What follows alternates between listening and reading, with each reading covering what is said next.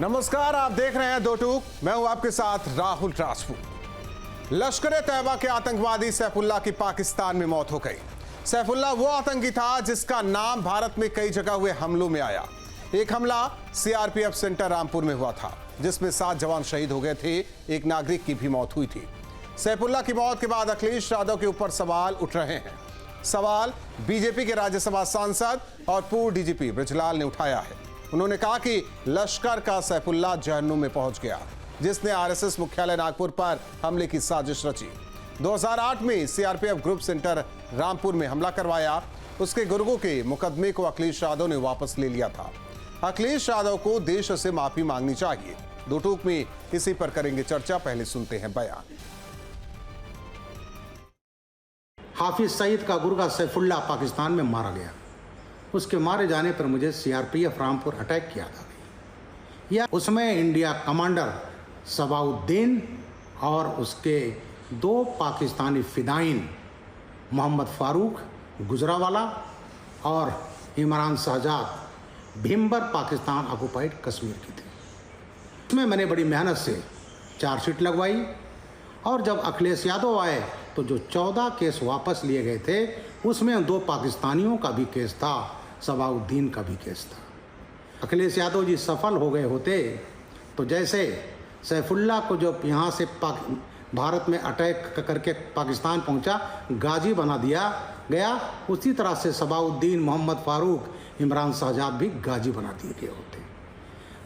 तो ऐसे बड़े आपराधिक मामले, देशद्रोह के मामले में अखिलेश यादव ने वो केस वापस लिया था, लेकिन इलाहाबाद हाई कोर्ट ने इंटरवीन किया और उन आतंकवादियों को फांसी की सजा हो गई। मेरा अखिलेश यादव से सुझाव है कि आज भी वो देश से माफ़ी मांग लें, शायद उनके पाप जो किया है वो कुछ कम हो जाए। बृजलाल जी जिम्मेदार अधिकारी रहे हैं, सर्विस रूल जानते हैं। जब वो अधिकारी थे तो सरकार जो कहती है अधिकारी करता है, जो उसमें गलत होता है उस पर रोकता है। आज जब वो भाजपा में हैं तो एक घटिया सियासत कर रहे हैं। उस वक्त की बात एक अलग तरीके से पेश कर रहे हैं। ये बहुत दुर्भाग्यपूर्ण है। उन्हें ऐसा नहीं करना चाहिए। वरिष्ठ आदमी हैं। उस वक्त जो भी बात हुई नियम कानून के दायरे में हुई, कोर्ट तक बात गई, तो अब उस बात को 12 साल बाद करने का क्या मसला है? ऐसे में बड़े सवाल। आतंकी प्रेम पर क्लेश, बृजलाल वर्सेस अखिलेश। सेना का आतंक पर प्रहार, बृजलाल का अखिलेश परिवार। आतंकी पर घमासान, मचा सियासी संग्राम। सांसद की डिमांड, अखिलेश से माफी की मांग। इन्हीं सवालों के साथ करेंगे मेहमानों से चर्चा। अशोक पांडे जी, प्रवक्ता बीजेपी, हमारे साथ जुड़ेंगे। मेजर आशीष चतुर्वेदी जी, नेता समाजवादी पार्टी। अजय वर्मा जी, कांग्रेस के नेता, हमारे साथ जुड़ेंगे।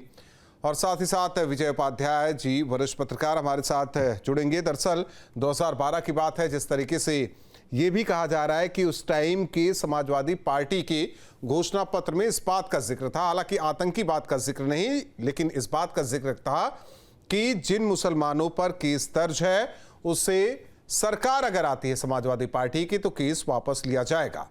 इसमें वाराणसी संकट मोचन कचहरी बम ब्लास्ट के आरोपी का भी नाम, हालांकि यह मामला कोर्ट में गया और हाईकोर्ट ने इस पर रोक लगा दी और इस बात का जिक्र किया गया कि यह केंद्र का अधिकार है, ना कि राज्य का अधिकार है। और इसी मामले पर सियासत भी जोरों पर है। जब भी आतंकियों को लेकर बात होती तो बीजेपी की तरफ से यह कहा जाता है कि समाजवादी पार्टी हमेशा आतंकियों से प्रेम करती रही है और इसी वजह से अखिलेश यादव के शासनकाल में आतंकियों पर जो केस था उसे वापस लेने की कोशिश की गई। बेहतर चीज यह रही कि कोर्ट में मामला गया और कोर्ट ने कड़ी फटकार लगाई, नहीं तो उस वक्त की समाजवादी पार्टी की सरकार आतंकियों से भी केस वापस ले लेती, क्योंकि तुष्टीकरण की राजनीति का आरोप बीजेपी समाजवादी पार्टी पर लगाती है।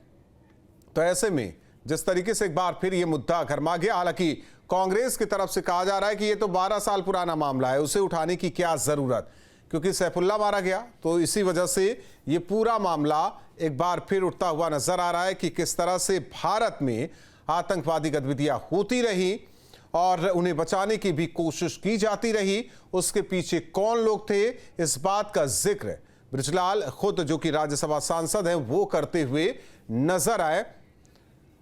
मेजर आशीष चतुर्वेदी जी हमारे साथ एसपी नेता जुड़े हुए हैं। मेजर साहब, ये जरा समझाइए, ये क्यों आरोप समाजवादी पार्टी पर लगता है कि समाजवादी पार्टी के शासनकाल में आतंकियों से भी उनके ऊपर जो केस था उसे वापस लेने की पूरी कोशिश की गई। भला हो कोर्ट का कि कोर्ट ने हस्तक्षेप किया और कड़ी फटकार भी लगाई।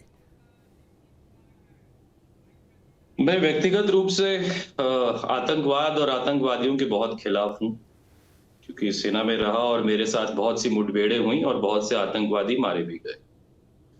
जो ये फैसला, उस टाइम मैं पॉलिटिक्स में नहीं था व्यक्तिगत रूप से, लेकिन ये जो भी फैसला लिया गया, मैं इसे देश हित में फैसला नहीं मानता। कोई भी ऐसा व्यक्ति जिसके ऊपर किसी भी प्रकार के गंभीर आरोप लगे हैं, और ये तो आतंकवाद तो बहुत बड़ा एक विषय है और हमारे देश के लिए एक बहुत चिंता का विषय भी है, उसमें ऐसा कुछ करना मैं इसे ठीक नहीं मानता हूं। ये ठीक नहीं था।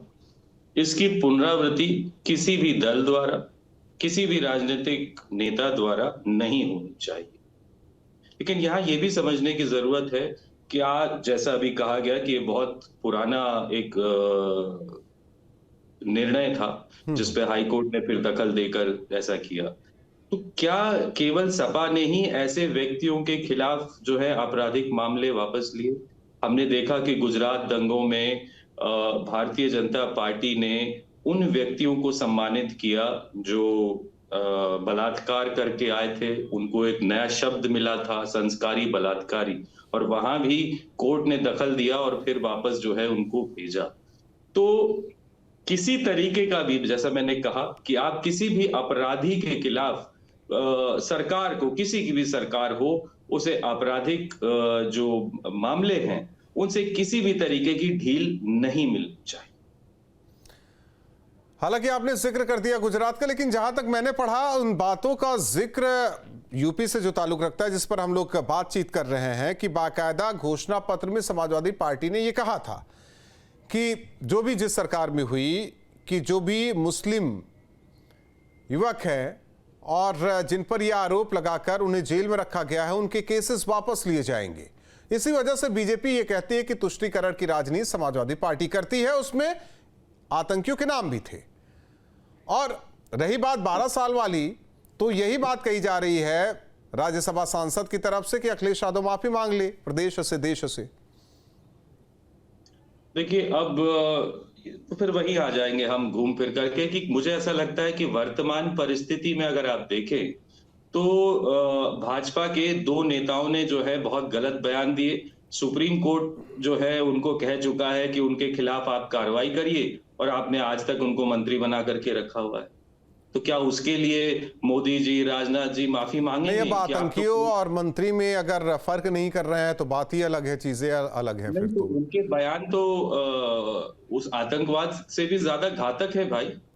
ये तो फिर तो ऐसा भी होगा कि उसी सुप्रीम कोर्ट ने कहा था कि एक कानून बना दीजिए जिसे लाकर संसद में पलट दिया जाता है, तो फिर तो सारी की सारी सरकार ही फिर गलत थी। तो मैं उसमें नहीं पढ़ना चाह रहा, मैं जो लाइन है उसी पर बातचीत करना चाह रहा हूं। विजय उपाध्याय जी वरिष्ठ पत्रकार हमारे साथ जुड़े हुए हैं। विजय उपाध्याय जी, देखिए बृजलाल जी ने जो बातें कही और पुलिस को उन्होंने सेवा दी और उन्होंने कहा कि किस तरीके से सारी चीजें फैक्ट जुटाकर और आतंकियों को कोर्ट की मुहाने तक खींचा गया, लेकिन उस वक्त की सरकार जो आई वो क्या करने की कोशिश कर रही है, और उसी पर कहा जा रहा है कि माफी मांग ले अखिलेश यादव। कम से कम ये तो नहीं लगेगा कि हाँ वो मुस्लिम तुष्टीकरण वाली राजनीति करते हैं, या फिर जो आतंकियों को बचाने की कोशिश की गई, अब वो अखिलेश यादव नहीं रहे, अब वो देश के साथ है। देखिए, हर राजनीतिक दल की अपनी रणनीति है। हम एक डेमोक्रेटिक सिस्टम में हैं, यहाँ अभिव्यक्ति की आजादी है और अभिव्यक्ति की आजादी का लोग अपने तरीके से इस्तेमाल करते हैं, और सरकारें भी अपने तरीके से काम करती हैं। किसी एक सरकार के लिए कोई बात ठीक है तो दूसरी सरकार के लिए वो शायद खराब है। और आप देखिए कि जो जितने राज्य हैं भारत में, कई मुख्यमंत्री कई तरीके से काम करते हैं और उनका सबका अपना एक सारी स्ट्रेटजी उनकी अलग अलग होती है। युद्ध जैसे हालात हो, आतंकवादी हमला हो या कहीं आतंकवादी गिरफ्तार होते हैं, उन पे कार्रवाई हो, इसको लेके भी बहुत ज्यादा डिफरेंसेस हैं काम करने के तरीके में, उनको ये मानने में कि वो आतंकवादी है कि नहीं, क्योंकि क्लीन चिट देने की का इकोसिस्टम इस देश में बहुत स्ट्रांग है। जिन आतंकवादियों की आप बात कर रहे हैं उन्हें तो कोर्ट से सजा हो चुकी है।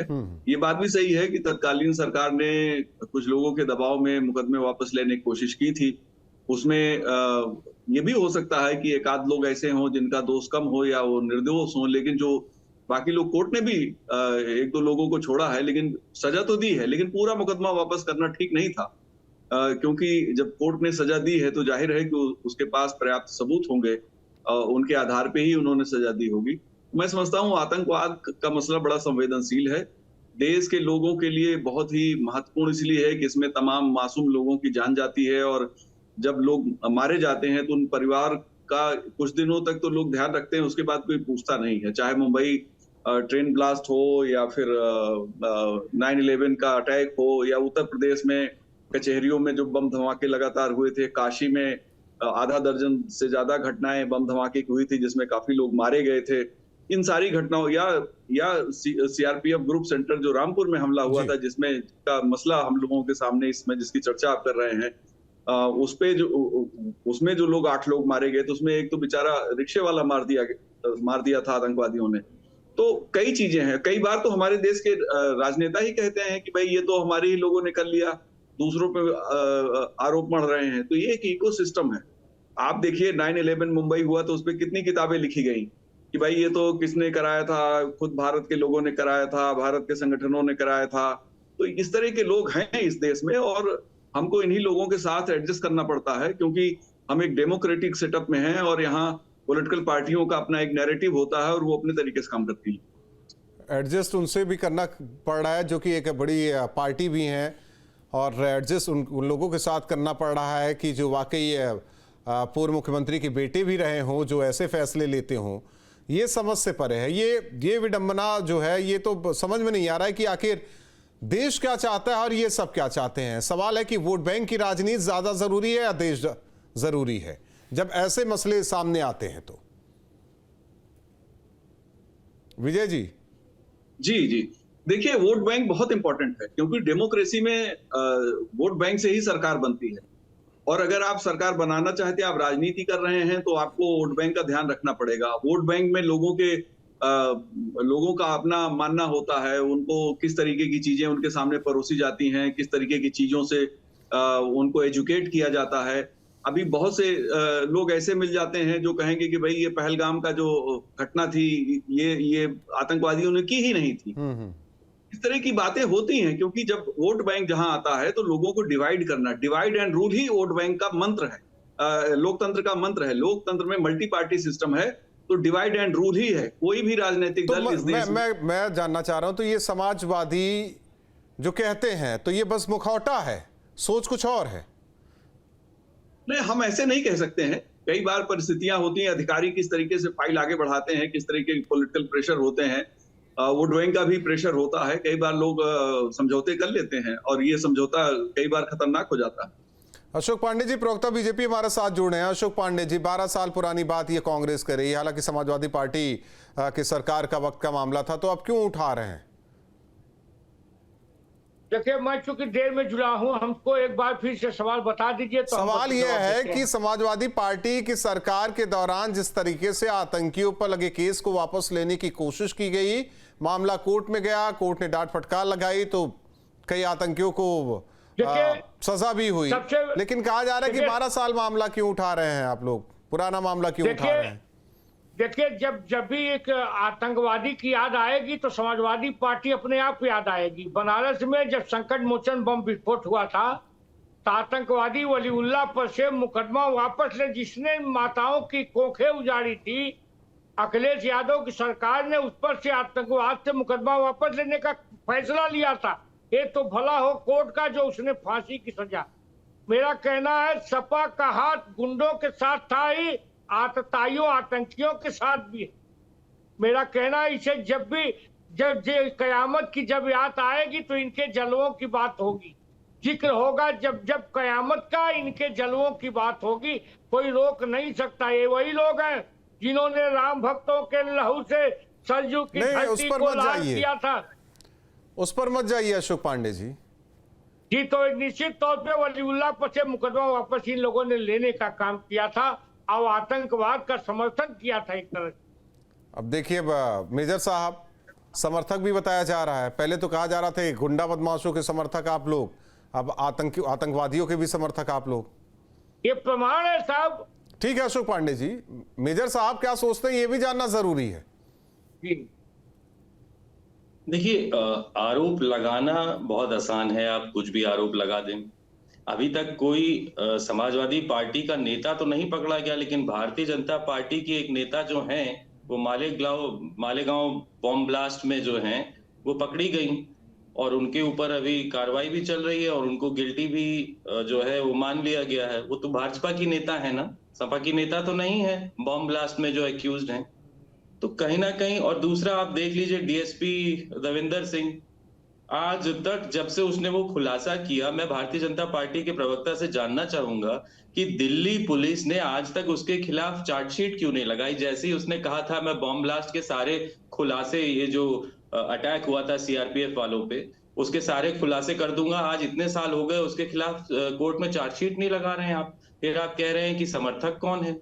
तो आप बताइए ना, जो पकड़ा हुआ है, जब उसने धमकी दी तो आज तक क्यों आपकी सरकार ने उसके खिलाफ चार्जशीट नहीं लगाई, ये भी तो जानना चाहेगा। सुन लेते हैं अशोक पांडे जी। इनकी सरकार में एक शैलेंद्र सिंह नामक डिप्टी एसपी नया लड़का आया था, उसने मुख्तार अंसारी को संगीन बंदूकों के वो साथ अलग चीज है, लेकिन जो मेजर साहब का सवाल है उसका जवाब दे दीजिए ना। जवाब दीजिए ना आप। देखिए, मेरा कहना है कि उस समय उन्हें फंसाने का काम हुआ था। कांग्रेस पार्टी ने एक शब्द इस्तेमाल किया था, हिंदू आतंकवाद, और बस यही फर्क है भाजपा में और सपा में।